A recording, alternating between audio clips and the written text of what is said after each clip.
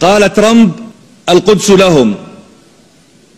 وقال الله عز وجل: فإذا جاء وعد الآخرة ليدخلوا المسجد كما دخلوه أول مرة ليسوءوا وجوهكم وليدخلوا المسجد كما دخلوه أول مرة وليتبروا ما علوا تتبيرا. قال ترامب: لقد عمل فريقي ليلا ونهارا لإنجاز هذه المهمة. وقال النبي صلى الله عليه وسلم: لا تزال طائفة من أمتي ظاهرين على الحق لا يضرهم من عاداهم. قيل: أين هم يا رسول الله؟ قال: في بيت المقدس وأكناف بيت المقدس. قال ترامب: إن شعوب المنطقة نعمل لمصلحتها ولا بد أن تقبل بما عملنا.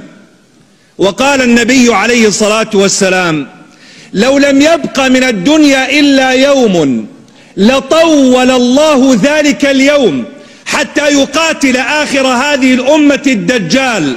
قيل: أين هم يا رسول الله؟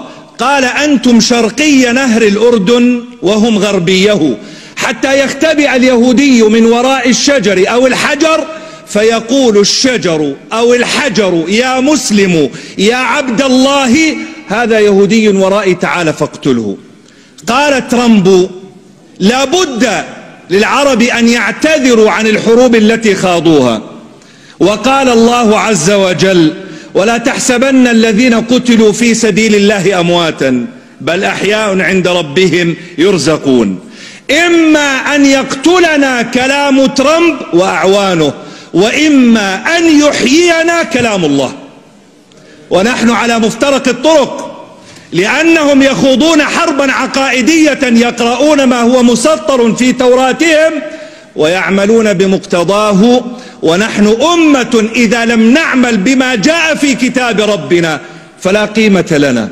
نحن اليوم في حالة ضعف، والضعف لا يعيبنا والاحتلال لا يعيبنا، فإن الله عز وجل يقول: وتلك الأيام نداولها.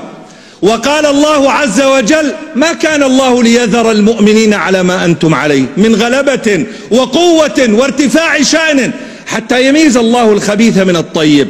فإن كان هنالك من كلمة نقولها فأنا أقول لك: شكرا ترامب، لقد كشفت الحقائق ووضعت كل واحد أمام شخصيته وقلبه وفؤاده. إن القدس ليست حربا ولكنها مشروع أمة. القدس ليست حربا ولكنها مشروع أمة نحتاج فيه إلى أمران. الأمر الأول: ألا نقنط، ألا نهزم. لئن غلبنا على الأرض فما ينبغي أن نغلب على عقيدتنا.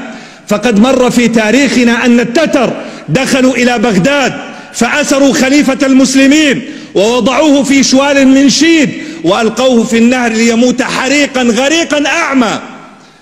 وكان خطباء الجمعة يقولون: لتفتحن القسطنطينية ونعم الجيش جيشها ونعم الأمير أميرها.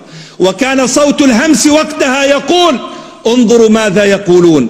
وصدق الله وكذب التتر، ونحن اليوم نقول: صدق الله وكذب ترامب وأعوانه. والأمر الثاني: أننا نحتاج إلى إعداد مشروع لا إعداد حرب.